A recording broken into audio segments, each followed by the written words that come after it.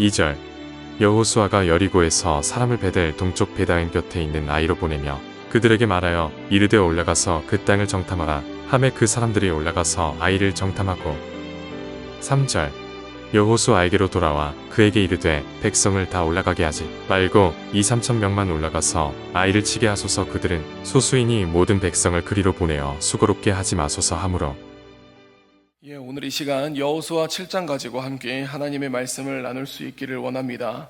우리가 이제 성경을 읽다 보면 굉장히 기분 좋은 성경들이 있습니다. 저는 대표적으로 그게 한 곳은 여호수아고요, 한 곳은 신약의 이제 사도행전인 것 같습니다. 점점 이제 하나님의 사람들이 하나님의 말씀대로 살아가고 그리고 하나님의 나라가 확장되는 그 모습은 우리가 그 성경을 읽으면서 정말 기분 좋은, 그리고 나의 삶도 그랬으면 좋겠다라는 그런 마음을 가지게 합니다. 그런데 여호수아 7장은 우리에게 있어서 조금 충격적이고 그리고 가슴 아픈 이야기들을 조금 그리고 있습니다. 그래서 어떤 이야기들이고 그것이 우리에게 어떤 교훈을 주는지 함께 살펴볼 수 있기를 원합니다. 이스라엘 자손들이 온전히 바친 물건으로 말미암아 범죄하였다라고 얘기를 합니다. 분명히 이제 6장을 마무리할 때는 여호와께서 여호수아와 함께 하시니 여호수아의 소문이 그 온 땅에 퍼졌다고 하면서 마무리가 됐습니다. 분명히 이스라엘 백성은 첫 전쟁을 여리고성과 함께하였고 그 여리고성은 굉장히 높고 단단한 성벽이었지만 하나님의 그 인도하심과 하나님의 역사로 말미암아 여리고성은 무너졌고 그리고 이스라엘 백성들은 무혈입성, 그러니까 누구 하나 다치지 않고 그 성을 차지하게 됐다는 거죠. 그랬을 때에 이스라엘 백성들이 가질 수 있는 그 기분과 그 분위기와 그 상황은 아마 온 세상을 가진 것만큼, 아니 가나안 땅을 이미 모두 다 정복한 만큼 그 사기가 굉장히 올라가 있을 겁니다. 그런데 7장은 이렇게 시작을 합니다. 온전히 바친 물건으로 말미암아 범죄하였다라고 얘기를 하죠. 하나님의 은혜가 임하고 하나님의 역사가 임했는데 그곳에 범죄가 일어났습니다. 그래서 그것은 이 유다 지파의 아간이라는 사람이 그렇게 했다라는 것이죠. 그런데 지금 이 범죄는 사실은 모두가 알고 있지는 않았습니다. 그래서 2절을 보면 여호수아가 여리고에서 사람을 베델 동쪽 벳아웬 곁에 있는 아이로 보냈다라고 얘기를 하죠. 그래서 여호수아는 가나안 땅을 정복해야 되기 때문에 이제 그 다음 타겟을 향하여서 정탐꾼을 보냅니다. 그래서 그 정탐꾼들이 그곳을 보고 돌아와서 여호수아에게 이야기하죠. 백성을 다 올라가게 하지 말고 2~3천 명만 올라가서 아이를 치게 하소서. 그들은 소수이니 모든 백성을 그리로 보내어 수고롭게 하지 마소서라고 얘기를 합니다. 그런데 이 3절을 보면은 조금 애매한 면이 좀 있습니다. 뭐가 있냐면 분명히 여리고에 비하면 아이라는 곳은 좀 작을 겁니다. 그런데 여리고라는 곳이 이스라엘 백성이 모두가 갔기 때문에 승리했던 것은 아닙니다. 온전히 하나님의 역사였습니다. 그러니까 이스라엘 백성이 어떤 전투력으로 그곳을 무너뜨렸던 것이 아닌데 갑자기 이제 정탐꾼들이 오더니 이제 그곳은 좀 작으니까 우리 모두가 안 가도 되고 한 2~3천 명만 가면 될 것 같습니다. 모두가 그렇게 수고하진 않아도 될 것 같은데요. 이렇게 얘기를 하는 거죠. 이 이야기에 반대할 사람은 아무도 없을 겁니다. 왜냐하면 최대한 적게 에너지를 소모하고 싶으니까요. 그래서 이제 여호수아는 백성 중 3천 명 정도를 그곳으로 공격하게 했는데 결과는 그들 중에 36명이 죽임을 당합니다. 그러니까 패배를 하게 됐었던 것이죠. 지금 이스라엘 백성은 요단강을 건넜습니다. 그리고 여리고성을 무너뜨렸습니다. 그들의 사기는 정말 끝까지 올랐지만 작은 아이성에게 패배를 했습니다. 그래서 우리가 분명히 이제 계속해서 여호수아를 묵상하면서 봤었던 문구가 뭐가 있냐면 가나안 백성들의 마음이 녹았다라는 이야기를 많이 봅니다. 그런데 이 패배로 말미암아 7장 5절을 보면은 이제 백성들이 이스라엘 백성의 마음이 녹아 물같이 되었다라고 얘기를 하죠. 이 패배로 인하여서 여호수아는 마음이 무너졌습니다. 그리고 7절에 이렇게 일하죠. 이르되 슬프도소이다. 주 여호와여 어찌하여 이 백성을 인도하여 요단을 건너게 하시고 우리를 아모리 사람의 손에 넘겨 멸망시키려 하셨나이까. 우리가 요단 저쪽을 만족하게 여겨 거주하였더라면 좋을 뻔하였나이다라고 그렇게 여호수아가 하나님께 이야기를 합니다. 하나님은 우리를 왜 이렇게 하셨죠? 왜 우리를 아모리 사람의 손에 넘겨 멸망시키려 하십나이까? 차라리 우리가 요단 동쪽에 있으면 좋았을 것 같았습니다. 라고 이제 리더인 여호수아가 마음이 무너져서 하나님 앞에 이렇게 말하고 있는 것입니다. 그러면서 주여 이스라엘이 그의 원수들 앞에서 돌아섰으니 내가 무슨 말을 하오리까? 이렇게 이제 말을 하고 있는 것이죠. 그래서 10절에 보면은 하나님이 여호수아에게 말씀하십니다. 일어나라. 어찌하여 이렇게 엎드렸느냐? 이스라엘이 범죄하여 내가 그들에게 명령한 나의 언약을 어겼으며 또한 그들이 온전히 바친 물건을 가져가고 도둑질하며 속이고 그것을 그들의 물건들 가운데 두었느니라라고 하나님은 그 원인을 이야기해 주고 계십니다. 그러면서 내가 능력이 부족해서 차지하지 못한 것이 아니라 너희들이 나의 말을 어겼고 너희들이 범죄 가운데 거하고 있다라고 그렇게 얘기하고 있는 것이죠. 그러면서 이제 너희가 그것을 고치지 않는다면, 너희가 회개하지 않는다면 12절 마지막을 보면 내가 다시는 너희와 함께 있지 아니하리라. 사랑하는 성도 여러분, 우리는 하나님의 이 문구를 가장 두려워해야 할 줄로 믿습니다. 우리가 돈이 없을 수도 있고요, 건강하지 못할 수도 있고 때로는 여러 가지로 상처 가운데 있을 수 있지만 우리에게 가장 무서운 이야기는 하나님이 우리에게 내가 다시는 너희와 함께하지 아니하겠나라는 그 이야기가 가장 두려운 이야기가 되어야 될 줄로 믿습니다. 그래서 하나님은 그들에게 이렇게 얘기를 하는 거죠. 내가 너희와 함께 있지 않을 것이다 라고 하면서 너는 일어나서 백성을 거룩하게 하라라고 그렇게 이야기합니다. 그래서 온전히 바친 물건을 다시 가져오라고 그렇게 말씀을 하고 있는 것이죠. 그래서 그들은 아침이 됐고 이제 지파들을 나와서 제비를 뽑습니다. 그 중에 유다 지파가 되고 또 유다 지파가 뽑고 이렇게 해서 결국은 이제 아간이 문제가 되었다라는 것을 이제 알게 됩니다. 그리고 여호수아는 아간에게 물어보죠. 이스라엘의 하나님 여호와께 영광을 돌려 그 앞에 자복하고 네가 행한 일을 내게 알게 하라. 그 일을 내게 숨기지 말라라고 하니까 아간은 솔직하게 내가 훔쳤던 것을 고백합니다. 그리고 오늘 본문 마지막은 그 아간을 데리고 와서 그를 돌로 쳐서 죽였다라고 하면서 그 돌무더기가 크게 쌓였고 그곳 이름을 아골골짜기라고 했다고 하면서 이 괴로움의 골짜기다 라고 얘기하며 오늘 본문을 마무리하게 됩니다. 사랑하는 성도 여러분, 저는 오늘의 이야기 중에 두 가지를 조금 말씀드리려고 합니다. 첫 번째는 우리 모두가 좀 알 수 있는 내용인데요, 하나님은 죄를 싫어하신다라는 겁니다. 그런데 우리는 이 죄에 대한 부분들을 우리 스스로가 작고 큰 것을 계속 따지게 됩니다. 오늘 어쩌면 아간이 훔쳤던 것은 이스라엘 백성들이 이 여리고를 무너뜨리고 그들 가운데 취할 수 있었던 그 물건 중에 굉장히 일부일지도 모릅니다.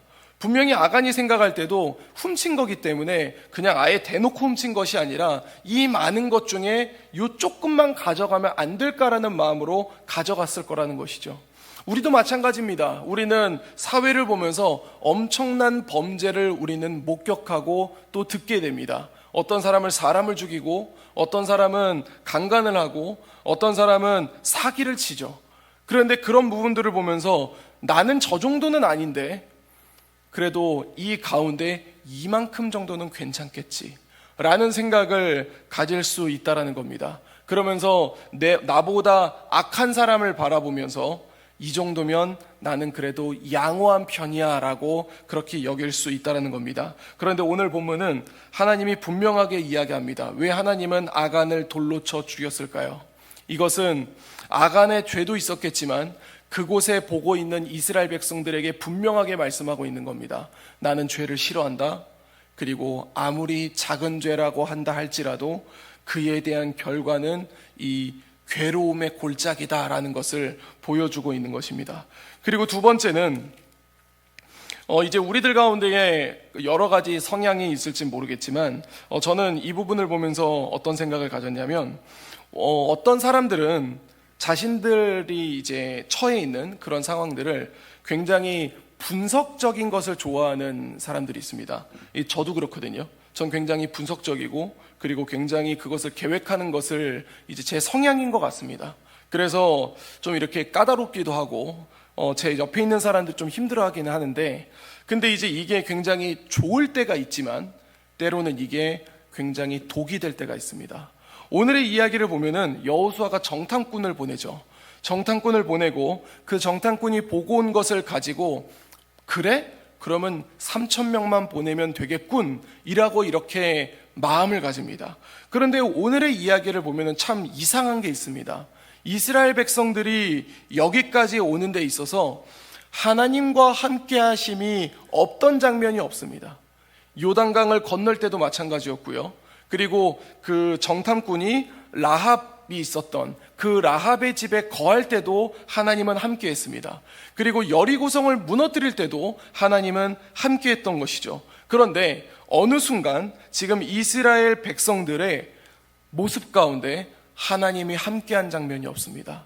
2절과 3절과 4절과 5절까지 보면은 이스라엘 백성들은 자신들이 분석하고 자신들이 계획해서 자신들이 전쟁에 나가게 됩니다. 이곳에는 어느 곳에도 하나님과 함께 했거나 하나님께 간구했다라는 이야기가 없습니다. 그저 자기들이 분석하고 이 정도면 이렇게 하면 되겠는데? 라고 생각하면서 결단하고 행동했다가 마음이 무너졌다라고 이야기하는 것이죠.